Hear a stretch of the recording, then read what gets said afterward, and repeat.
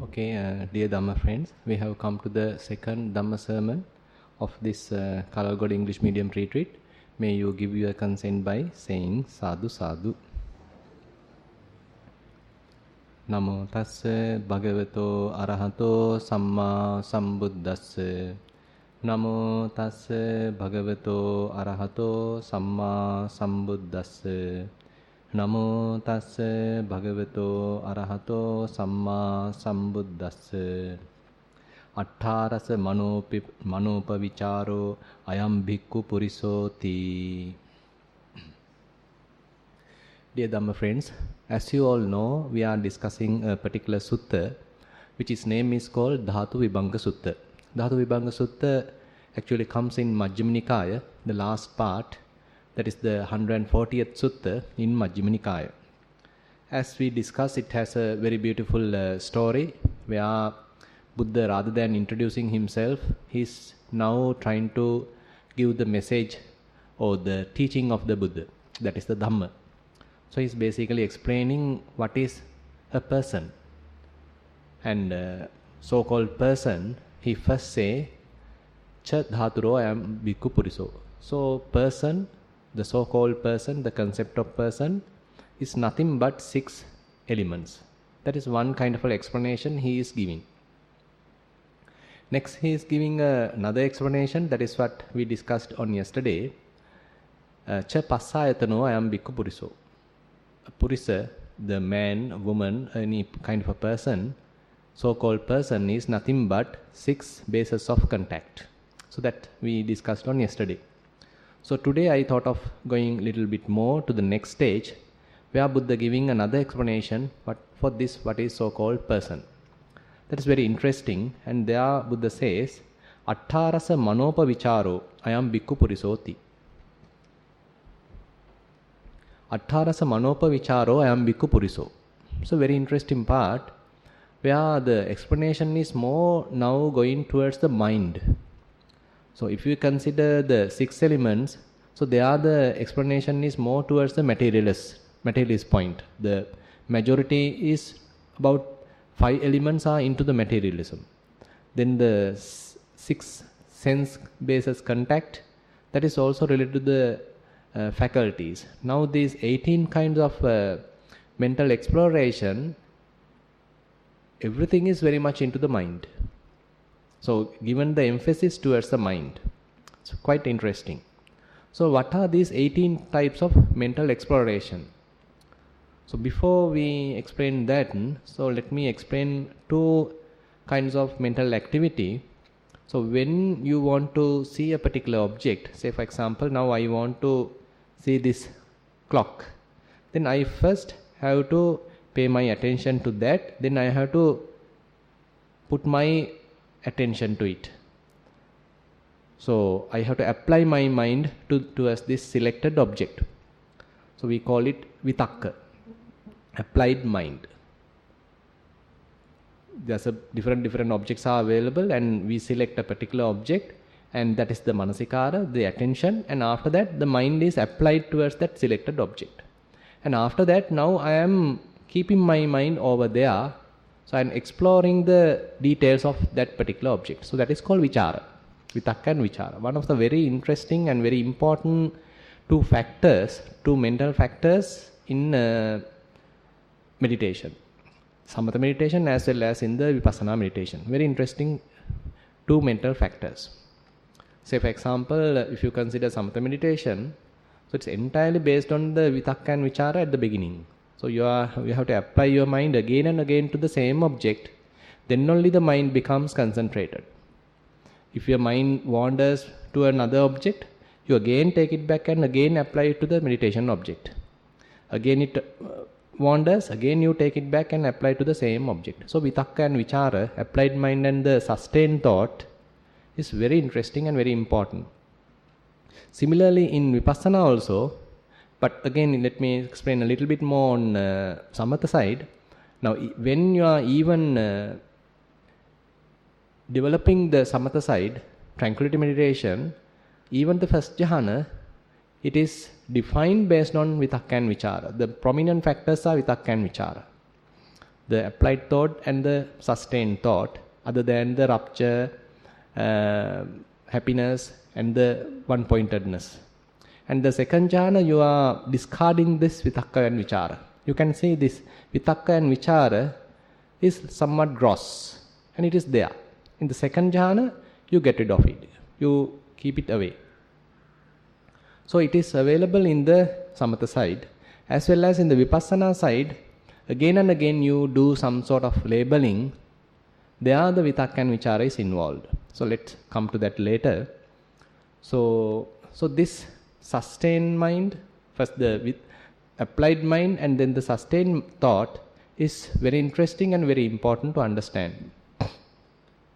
So what Buddha says about these 18 kinds of mental exploration, so one by one he is explaining.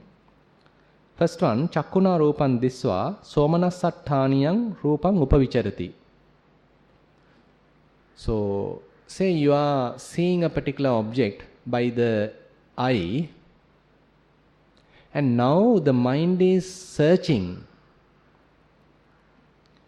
mind is exploring the signs which is conducive to joy. So that is what typically we do. When we are looking at something, if we like to be happy, if we are in a kind of a pleasurable mood, we are going after the pleasure principle. So we are always trying to pick certain signs where we can draw some happiness, where we can draw some joy. Say for example, a young boy is looking at a beautiful girl. So he is looking at that person, and now his eye is looking the certain signs where his mind gets attracted, where he finds joy, where he becomes delighted. Say a little child is enjoying with a particular equipment, toy. There the toy has certain different signs. So he is paying his attention to these interesting signs. There he finds happiness. There he finds joy. Suppose you are going to a supermarket and your mind is preconditioned what are the kinds of items that you are going to find, and you are searching on a different racks and all, and you are going after certain objects where you find joy. Suppose on the other hand that you are now crying and quite sorrow and kind of depressed, on that time actually our mind is seeking the depressing kind of objects. Our mind is seeking the sad side of objects. Because, we'll come to that again later. So in the eye also, even without knowing, even we know that if we are exploring these kinds of negative parts, these kind of signs which is contributing to a sadness, still we sometimes look that signs which is contributing to sadness. And ultimately we end up with more and more sorrowful, more and more sad, worrying, crying and lamentation. And sometimes we are not particularly searching pleasure or pain, rather eye is with certain objects, it is subject to seeing, it is seeing certain visible objects, and it is now looking at various objects. Say for example, you are doing kind of a lab experiment. So it neither gives kind of happiness nor any kind of unhappiness, but sort of equanimity. So based on this feeling tone, you have three types. There Buddha says, Chakkuna Rupan Disva Somanasattaniyang Rupang Upavicharati. That is the first one. Then Domanasattaniyang Rupang Upavicharati. Then Upekhattaniyang Rupang Upavicharati. So these are the three types where the mind applied and then the mind is sustained towards that object based on the feeling. So you can understand now any kind of mental application, you are applying your mind to a particular visible object, it will definitely give you any kind of these three feelings. Either pleasure, either pain or equanimity. You can't get rid of these three. Any of these three are available. If pleasure is available, pain is not available. Equanimity is not available. When pain is available, pleasure is not available. Equanimity is not available. When equanimity is available, pleasure and pain are not available. But one of them are available at a given time. So this is the story related to the eye. Similarly, say you are listening to a song. Now the eye faculty is not the prominent faculty, but the ear faculty.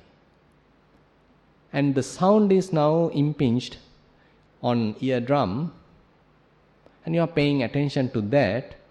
Suppose it's a kind of a song, and you are now trying to figure out what are the certain sound, certain signs, certain rhythms, certain melodies available where you can be happy. You can find some happiness.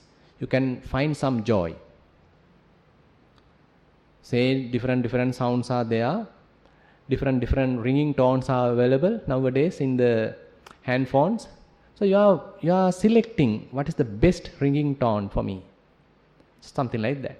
So always we are searching when different sounds are available, which one is giving me the more happiness. So we are seeking pleasure through sound.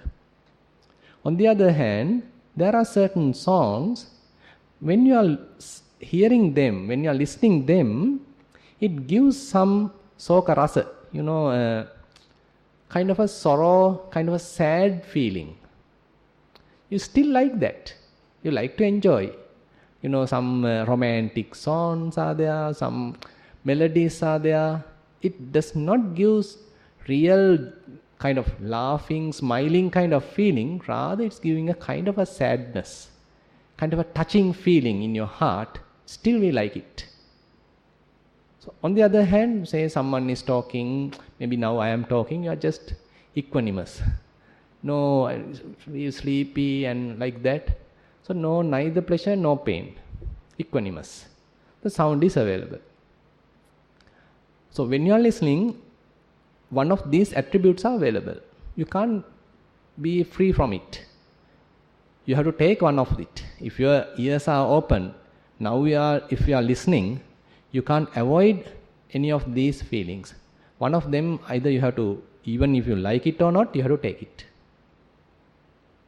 Similarly, suppose about the nose. So, Sotena Saddang Sutta. Similarly, Buddha is explaining when you are listening using the ear, so you are going somanasattaniyang saddang upavicharati. When you are seeking certain pleasure, seeking certain happiness, so mind is seeking towards the certain signs available in this sound. When the mind is seeking certain sadness, touching kind of feeling, then it is seeking that kind of signs. When it is neither happiness nor sad, then it is seeking the typical equanimous signs. Similarly, when you are simply, say you are going to a supermarket and you are now, as we discussed, now for tomorrow's, so you know that tomorrow this perfume has to be used, it's over now. Now I have to select that type. Now you find that brand. You now keep it close to your nose and you are finding that. You're going after that particular sign. So we sometimes think that the sign is only available in the visible objects. It is not. Even on sounds there are signs. So that is why we can recognize when child is crying, it is one sound.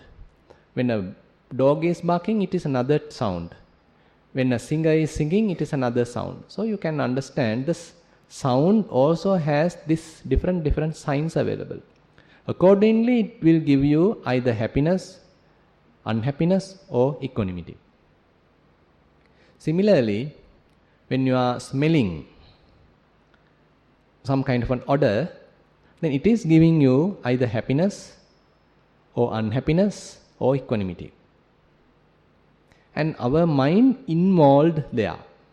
So suppose you are you have kept a kind of a flower vase on your table, and now you are freshly taken flowers, so you enjoy the fragrance. So you are there. Your mind or the consciousness is well established there. Your mind is exploring that smell. So without you being involved that, you can't really enjoy it. So if you want to enjoy it, your mind has to be there. Mind has to be with the odor, smell, and it is there. It is established. It is now sustained there. Applied and then sustained there. Similarly, say you are enjoying your food, either meal or whatever. So if you are enjoying it, say you are enjoying a chocolate or ice cream or whatever thing, so that indicates that your consciousness is well established there. Jivhaya rasang sāyitva, tasting a flavor. In order to taste a particular flavor, you have to stop eye, ear, nose. Now you have to give the prominence to tongue. Say you want to check the taste of a curry. Now you close your eyes, well concentrated, put a little bit of curry to your tip of the tongue. Now you are tasting it. You are applying your mind to that and you are tasting it, keeping some sustained attention to that. And you understand what is the kind of a flavor there. So on the other hand, sometimes you have to go through certain medication, and some are bitter, some decoctions are bitter, and unhappily you have to taste it. Can't avoid. So all the tastes therefore has this feeling attribute, this feeling tone. Either it is pleasurable, either it is happy or unhappy, painful or equanimous. Similarly, there are tactile sensations, tangibles, and those actually, when they are touching, any kind of tactile sensation has this kind of either happiness, pleasure, or unhappiness, or equanimity. Similarly, on the mind, manasa dhammang viññāya. So there are certain objects popping up in the mind. You recognize them. Some typically we call as cognize. We cognize that mental object. If it is giving some kind of a happiness and we are in a pleasurable mood, we like it. We keep our attention more onto it. More we keep it onto it, more we support it, another similar type of mental object going to appear. Again you apply your mind there. You sustain your mind there. So you get little bit more happiness. You enjoy it. You welcome it. You hold it. Then another same type of object comes. Then again you hold your attention there. You enjoy it. You welcome it. You sustain your attention there. So we go on and on some series of mental objects giving pleasure. On the other hand, say you are crying now in a very sad mood. One after the other, giving these different sad objects. Certain objects attributing to sorrow, attributing to sadness. Even though you understand it is contributing more sorrow, contributing more into depression, still you can't sometimes stop it. Mind is going on and on some kind of a depression even. So ultimately it becomes like a smog. You can't even recognize where you are. You can't even understand from where I started. Everywhere you see, your mind is sort of captivated by this given object. On the other hand, typically we are distracted with so many mental objects. It neither gives happiness nor sadness, but kind of an equanimous. So Buddha says, this is how we constantly operating. Can you think of anything else? When you are looking at something, that always gives any kind of these three available feeling. One of it is present, and we are involved there, we are established there, and basically our mind is applied there, and our attention is sustained there. When we are listening, similarly, there is a kind of a feeling attribute. We are born to that sound and we are enjoying it. We have established very well there and we are a listener. When we are smelling an odor, so we are there. We have some feeling attribute and we are enjoying that, and we have well established consciousness there. So when we are tasting something, we become that. When we are sort of going through certain tactile sensation, we become that. When we are thinking, we become that. So do we have any other thing out of these six main types? So Buddha divided it to 18. So can you find out anything out of this? Yeah. True, that is true. So we'll come to that later. So basically this is what Buddha is telling. Now, so-called person is nothing but this 18 kinds of mental exploration. So every being has mind aspect. Every being has a mind, consciousness is available. So each and every experience, this consciousness attribute is available. 5 faculties, the 5 material faculties are there. Even there, the mind is involved. Even the eye is operating, still the mind is operating. When the ear is operating, still the mind involvement is there. When the nose is operating, still the mind involvement is there. When the tongue is operating, still the mind involvement is there. When the body is operating, still the mind involvement is there. When these 5 are not prominent, mind has its own ready-made objects. So you are enjoying that. So we are constantly, we think, I am thinking, I am listening, I am seeing, I am tasting, I am feeling. So we are attributing this I part also, and individually we have separate worlds, our own little jolly good worlds. So we are there. We are enjoying those goals. Individually, we all have our own world and we are the kings and queens there.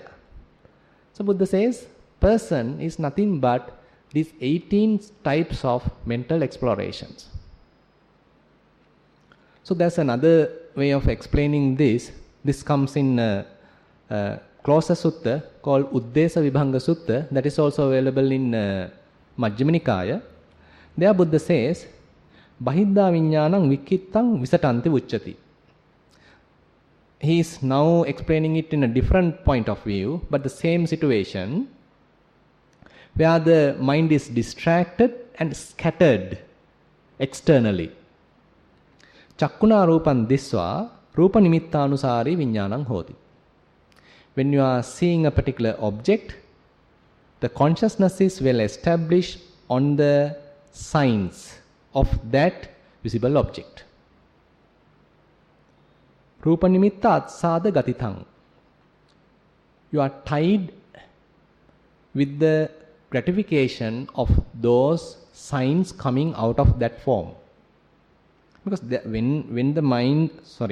when you see particular object, suppose there are certain signs which is giving some kind of satisfaction, some kind of a joy, some kind of a delight, and you are tied to that signs.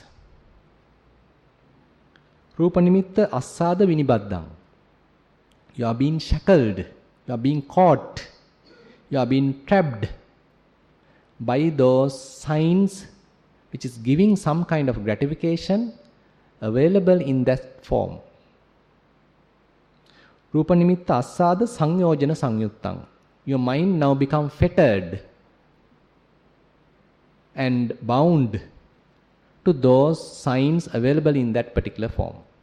Another way of explanation. But the same situation, same experience, but looking at in a different angle, but same thing. Similarly, when your ear is operating, there you are looking at the certain signs where you are getting some kind of a gratification, and based on that you are being trapped, you are being caught, you are being tied, you are being shackled. Similarly, when you are enjoying certain smell, because of the gratification giving out of it, you are being tied to it, you are being caught, you are being trapped in it. Your consciousness is fairly scattered there and distracted there. It is not with you now. It is with the smell. Say you are tasting some kind of food or whatever thing. Now your consciousness is there, not with you, but with that taste. And it is scattered and it is with the tongue, that taste. And kind of gratification is coming out of it and you being trapped in it. Similarly, you are going through some kind of tactile sensation with some tangibles, and there again you like that touch. So you enjoy it, you welcome it, you have some gratification, there are certain signs, you trapped there, you become a slave to it. You are being shackled by these touching sensations. Similarly, suppose your mind is going through certain mental objects, it has its own signs, and we are particularly paying our attention to those signs, and ultimately we are going on and on, thinking again and again. We are supporting that thinking. We are contributing to that thinking, and ultimately it becomes kind of an obsession. And we don't know from where we started. So this is how Buddha says that typically a being is operated. So it is common not only to human, but all the beings. All the beings are nothing but these 18 types of mental explorations. So what is the solution for this? So there we have to come to meditation, because you can't fully understand or you can't fully stop this process merely by morality. Merely by sila you can't stop this, and merely by concentration you can't stop it, and you need the wisdom aspect as well. So if we come little by little, so one step is the mental restraint or the sense restraint. As we even discussed on yesterday, Chakkuna Rupan Diswa na nimittak gahi hoti, nanu byanjanak gahi. Chattadikarana metang චක්කුඉන්ද්‍රයන් අසංගතං විහෙරන්තං පාපක අකුසල ධම්මා අන්වාසවෙය්‍යං තස්ස සංවරාය පටිපජ්ජති රක්ඛති චක්කුඉන්ද්‍රයං. Where Buddha says how you have to restrain your eye faculty. When you are looking at a particular visible object, try to restrain yourself without taking those signs. So typically we are programmed to take the signs. Our mind is conditioned to take the signs. But now Buddha is asking, can you restrain the eye? So when you are looking at a particular object, if you understand, you get caught in it, you get trapped in it. Currently your mind is somewhat peaceful, but if you get caught with these signs, again lust arise, again anger arise. Previously you were somewhat peaceful, but if you start to take signs again and again, you get caught. So you understand this consequence and then try to restrain your eye. Because you understand, Yattadhikarana metang asangutang chakkindriyang viharatang. If you keep your eye without any kind of restraint, then you get caught. You understand the danger and you are trying to restrain the eye. Similarly, for ear, you try to restrain the ear. If certain sounds, certain songs giving you or making your mind scattered, making you unhappy, making you depressed, so avoid them. Don't get the signs into your mind. If certain smells are there, which is more distracting, make you enslaved to them, then don't go for that. If certain tastes are there, which makes you addicted, which makes you trapped, then don't go for that.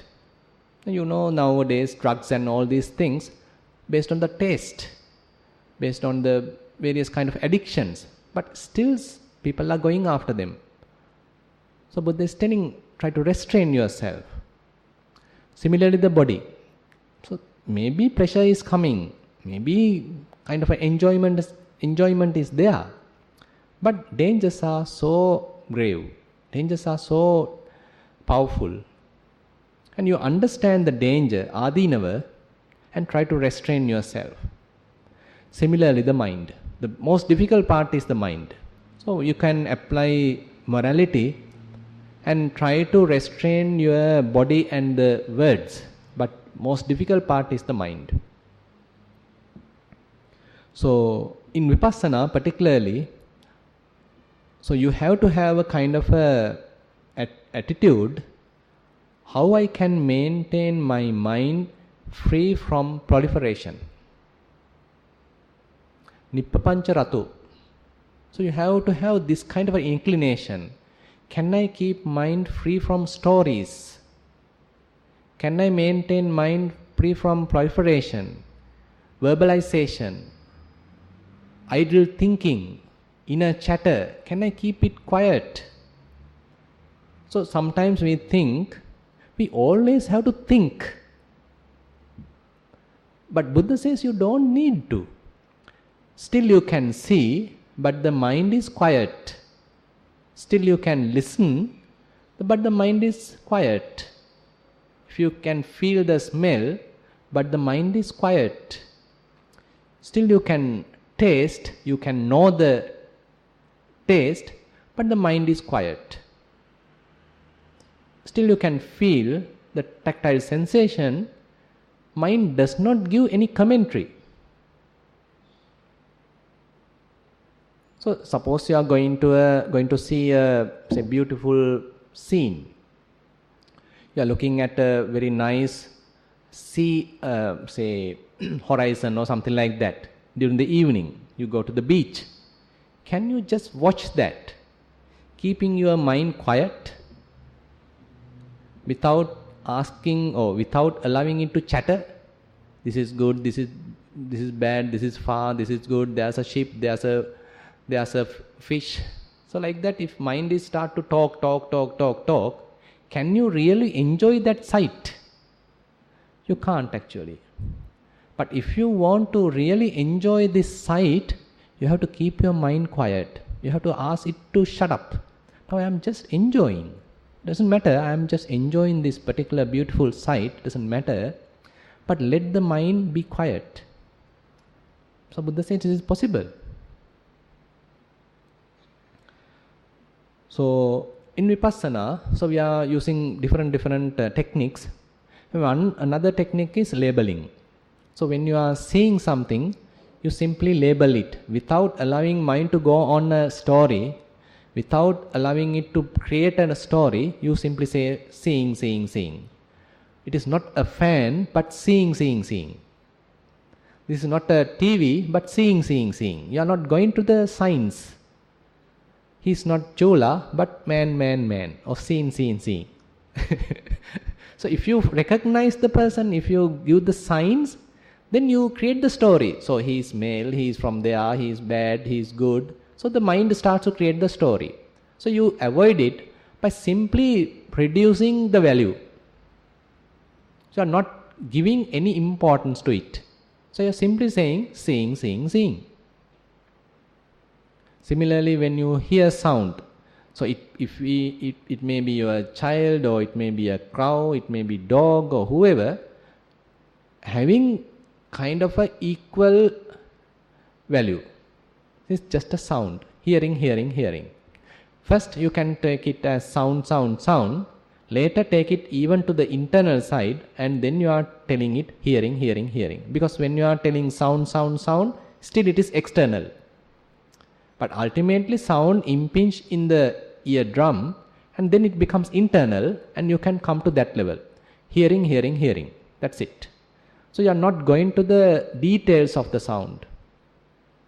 Similarly, when kind of a smell happens, it is just odor, odor, odor, smelling, smelling, smelling. Similarly, a taste happen, kind of flavor, flavor, and then tasting, tasting. Then tactile sensation happens, tangible, tangible, or just sensing, sensing, or whatever, feeling, feeling. You can put whatever the term. Similarly, certain thoughts are going on in your mind. If you are giving any importance to these thoughts, you get caught. Say certain thoughts related to the past. If you are giving importance to them, you start to think, it gives a story, and you are thinking about some past story, some past incident. Again, say you are planning about the future, kind of a projection towards the future, kind of a hope towards the future. If you are giving importance to it, if you promote it, then it is going for a story. Rather now you simply say, thinking, thinking, thinking. It's kind of a devaluing the system. More and more you do like this, so mind becomes somewhat relaxed. Because mind get burned by too much thinking. Now nowadays all are thinkers. The great thinkers, we all are great thinkers, but we get sick by thinking. So it becomes a really obsession if you are thinking too much. And thinking is really a hazard. So if you can simply limit it, and you really feel relaxed, you feel light, that is another way. And then Buddha explains another very good method in Indriya Bhavana Sutta that also comes in Majjhima Nikaya, where he says, rather than going to the pleasure side,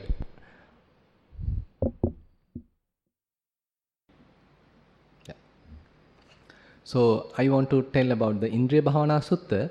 So Buddha is giving another way, and when because of some kind of a sight, when you are getting some kind of agreeable feeling, you get some kind of happiness, he's telling this happiness is gross when compared to the equanimity. My mind was somewhat peaceful, somewhat equanimous, but this happiness is somewhat gross, olarika. And then sankata, it is made, it is prepared. And patisamuppanna, it is dependently arisen. If I no need to go to too much theory, now the happiness, when your eye and the object, the visible object, then the eye consciousness, then the happiness, and all these attributes are there. So it's a dependently arisen. So you find out the root, you go to the origin, and you understand it's a dependently arisen. So you can use any of these methods, and Buddha says, etam santang etam panitang yadidang upekha. So rather than enjoying this something gross, this something created, something prepared, something dependently arisen, so I was in a kind of a peaceful state of mind, this more equanimous, so you are taking your attention there. So not promoting this created gross kind of feeling. Similarly, when you are hearing something, it may generate kind of happiness or pain or something which is more gross compared to the equanimity. And you are taking your attention, taking your mind to the equanimity. Similarly the nose, similarly the tongue, similarly the body, similarly the mind. And this is more prominent if you are able to touch a real equanimity through some deeper vipassana. Say for example, you are going through some arising and passing away experience towards the feeling, for example. So you are now well established in concentration. Your mind is well focused on a particular pain, particular feeling. Now it is constantly arising and passing away. Constantly arising and passing away. So you have no other any distraction, but your mind is fully established in this arising and passing away. More and more you look at it, Buddha says your mind become dispassionate. Yatha bhuta jnana dassana nibbidattaya. So more you see the reality, the way it is, the things as they truly are, so you get somewhat dispassionate from this process. So you create some kind of a distance. Now you can distantly observe it. And again Buddha says, if your dispassionate or this dispassion is good enough, strong enough, now the mind can get completely disengaged from the process. Say for example, say when a airplane is running on a runaway, now it is racing and taking the speed. So now it is so speeding up. When it is reached to some threshold, it's rising, it's taking off. Now does it need the support from the earth? It does not need. Similarly, the mind first has to establish on an object. So that is a typical way of behavior of the mind. Constantly it is established on object. Now we are using the same attribute. We are constantly seeing the object. What is really happening to this particular object? What is really happening? It is constantly changing. So you understand the impermanence. And if you attach to it, you get suffered. So you understand the unsatisfactoriness. And this change is out of your control. So you understand the non-self. Anicca, dukkha, anatta. So these three attributes, these three characteristics are the most important thing. More and more you understand these three characteristics, you feel dispassionate from the process. If this understanding is fair enough, if this understanding is strong enough, Buddha says the passion, the raga, the lust towards this process reducing. Suppose you come to a certain threshold where the complete disengagement happen, then like that airplane take off, your mind become free from this process. Your mind become free from this object. Now a different domain is available where there is no object. Still mindfulness is there. So sometimes we call it, say if you observe the impermanence characteristics, constantly it is changing, you so understood, so impermanent. So Buddha says, then the signless part is the opening. Animitta vimokka. The opening happens from the signless. Suppose you understand the unsatisfactoriness. Constantly I can't find any kind of satisfaction from this process. So you give up. So it's coming through the desireless. Appanita cheto vimokka. Vimokka mukha. The opening happens from the desireless. On the other hand, you find there is no essence in it, no core in it, no soul in it, no self in it. The opening happens from the sunyata. Sunyata vimokka mukha. It's like the taking off. Now you don't need the ground. You can sustain your attention without an object. And for today's topic, according to the teaching, the Animitta Cheto Vimutti is the best. So, in one sutta, it's called Nissarana Sutta. It comes in Anguttara Nikaya, Chakkanipata. Where Buddha's one venerable is explaining. So this Animitta Cheto Vimutti is the escape from all signs. You see that our mind gets established when we pick the signs in the visible object. When we pick signs in the visible object, our mind gets established on the visible object. When we pick sound, when we pick certain signs in the sounds, our mind gets established on the sound. When we pick signs in the smell, our mind established on smells.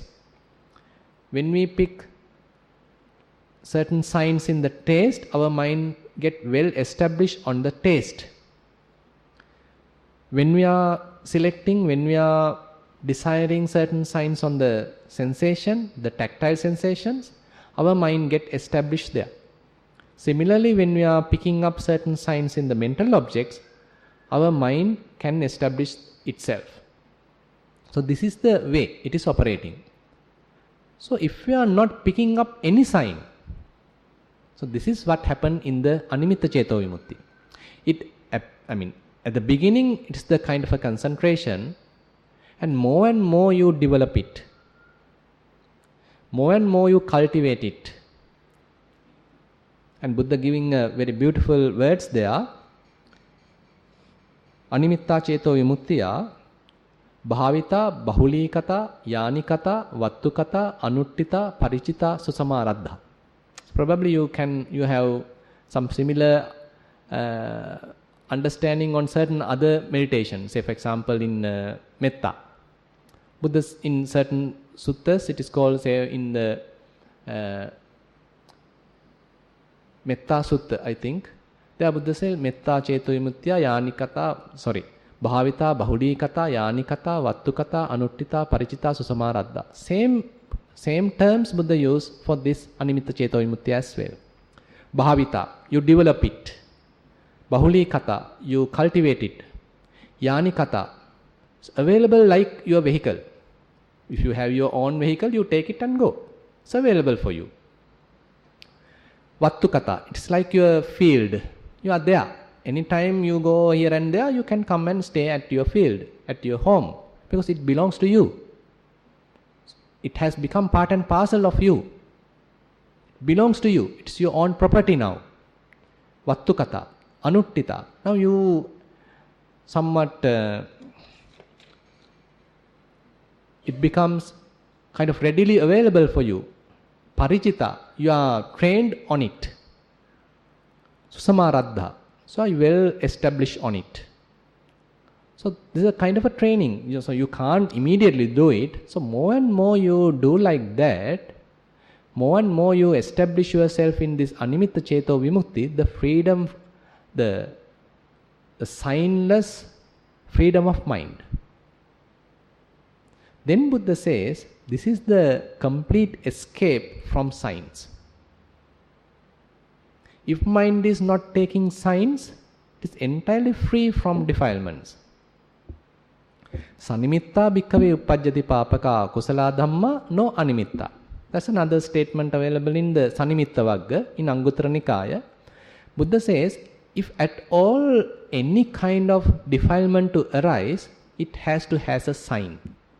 All the defilements associate some kind of a sign. If there is no sign at all, then there is no defilement. So in the Animitta Cheto Vimutti, the signless concentration, signless freedom of mind, so you are coming to a stage, the mind is utterly pure. No defilements. It's like the now the plane is very little take off. Now it is 33,000 up, and no fear about other vehicles. You are free. Clouds are also not available because you are far away from clouds. No birds are there. No other vehicles are there. You are just free there. Something like that. So entirely free from signs, entirely free from defilements. So Animitta Cheto Vimutti is therefore called kind of a Vimokka Mukha, a door to Nibbana. Not yet the Nibbana, but a door to Nibbana. So if more and more you establish yourself there, more and more you cultivate, more and more you develop, you keep this as your norm.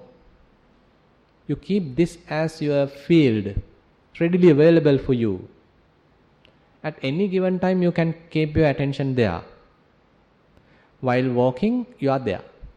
While eating, you are there. While talking, you are there. While sweeping, you are there. You can do various things, but still mind is there. Something like that. If you can do that, then more and more your defilements get less and less. Still work to do. You're not yet an arahant. Work to do. This is the more and more the training. More and more you are doing it. What happened to the fetters? What happened to the asava, the influxes? Now you are not promoting the habits of the mind. You are not promoting the patterns of the mind. You are no more a victim of the patterns of the mind. So Buddha started telling a being is nothing but these 18 kinds of mental explorations. Now you are doing the entirely opposite practice. When mind is trying to establish on a particular visible object, you are not picking up the signs. Your mind is well free from all the signs. So no way to develop defilements. No way to contribute to influxes, asava. Now they are fading and fading. So therefore you are coming more and more towards the Nibbana, closer to the Nibbana.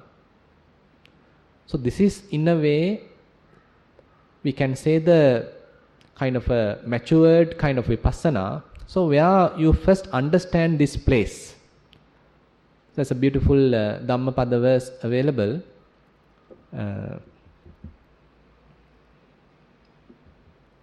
Deepang Kairata Medavi Yang Ogo Nabi Kirati. That's a first statement. Anyway, Deepang Kairata Medavi. The wise person is preparing or creating his island, his oasis, where the floods of defilements cannot attack. So this is the Deepa, this is the island, this is the oasis, which is Animitta Cheto Vimutti.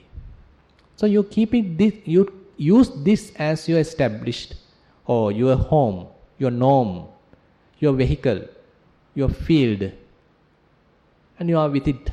At any given time you can come to that. Constantly you can establish there, and this becomes very much like a bunker for you. With that now still you are constantly doing the battle, because mind does not like to stay there. So mind constantly trying to go and pick something.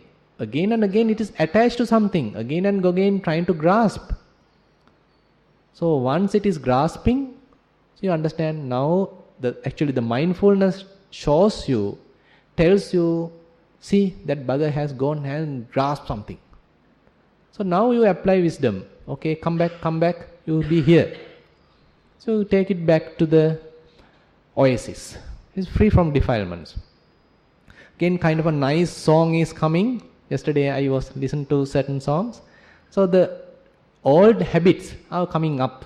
So it is going and picking up the nice sounds, kind of melodies, the old melodies, very beautiful melodies. So again understood, okay, it is now grasping, holding those melodies. Come back. Be here. So more and more you do like this. So Buddha says, ajjattameva chittang santittati. Sannisidati. Ekodi hoti samadhiyati. More and more mind becomes, mind likes to stay with you. Ajjattameva chittang santittati. Typically, like this today's sermon said at the very beginning, the topic said, mind established outside. When it is looking at sight, it is on sight. When he is listening a sound, it is on sound. Always outside. Even though you call it is my mind, it is not with me. It's always outside. Now with the practice, Buddha says, ajjattameva chittang santittati. Now it is coming to you. Now you can say it's okay. Now it is my mind. Doesn't matter, because now he likes to obey my order rather than going out. Now it is staying with me, staying happily with yourself. You are well contented. More and more you feel happy. More and more you feel free from defilements. More and more influxes are fading away. Once you come to some kind of culmination, we can say someone attaining Sotapanna, Sakadagami, Anagami, ultimately Arahant. So this is a long-term practice, lifelong practice. Might take even different or many lifetimes, but this is the only way to do. So there are other ways, that is using another door, that is either Sunyata Cheto Vimukti or using the Appanita Cheto Vimukti. So all are the doors to Nibbana. And you have to use any of these doors, either of these doors, there is no any other way. Because if you want to attain Nibbana, you have to enter from any of these three doors. And the one door you are using, you have to cultivate it. You have to develop it. You have to well establish there. You have to keep it as your vehicle. More and more you use it, more and more you again and again use it, your defilements become less and less. You feel happy, you feel light, you feel undefiled, you feel peaceful, you feel cool, and ultimately you completely get rid of all the raga, dosa, moha. So Buddha says, ragakkayo, dosakkayo, mohakkayo, that is the Nibbana. So with that final note, I like to conclude today's Dhamma sermon. Thank you very much for listening.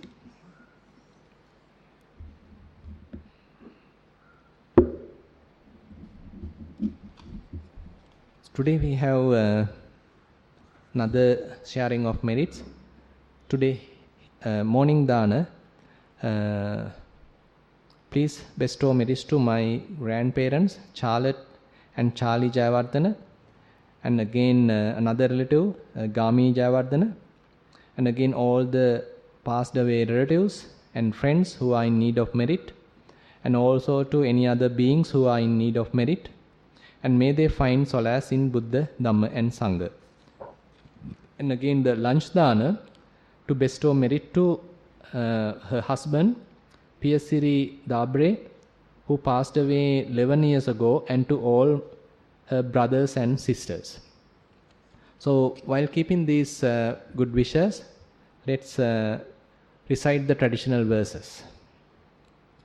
Ittavatacha amhehi sambatang punya sampadang sabbe deva anumodantu sabba sampatti siddhya. Ittavatacha amhehi sambatang punya sampadang sabbe bhuta anumodantu sabba sampatti siddhya. Ittavatacha amhehi sambatang punya sampadang sabbe satta anumodantu sabba sampatti siddhya. Akasattha ca bummattha deva naga mahiddika punyantang anumoditva cirang rakkantu sasanang. Akasattha ca bummattha deva naga mahiddika punyantang anumoditva cirang rakkantu desanang. Akasattha ca bummattha deva naga mahiddika punyantang anumoditva cirang rakkantu mamparang. ඉදං වෝ ඥාතීනං හෝතු සුඛිතා හොන්තු ඥාතයෝ ඉදං වෝ ඥාතීනං හෝතු සුඛිතා හොන්තු ඥාතයෝ ඉදං වෝ ඥාතීනං හෝතු සුඛිතා හොන්තු ඥාතයෝ ඉමිනා පුඤ්ඤ කම්මේන මාමේ බාල සමාගමෝ සතං සමාගමෝ හෝතු යාව නිබ්බාන පත්තියා ඉමිනා පුඤ්ඤ කම්මේන මාමේ බාල සමාගමෝ සතං සමාගමෝ හෝතු යාව නිබ්බාන පත්තියා ඉමිනා පුඤ්ඤ කම්මේන මාමේ බාල සමාගමෝ සතං සමාගමෝ හෝතු යාව නිබ්බාන පත්තියා සාදු සාදු සාදු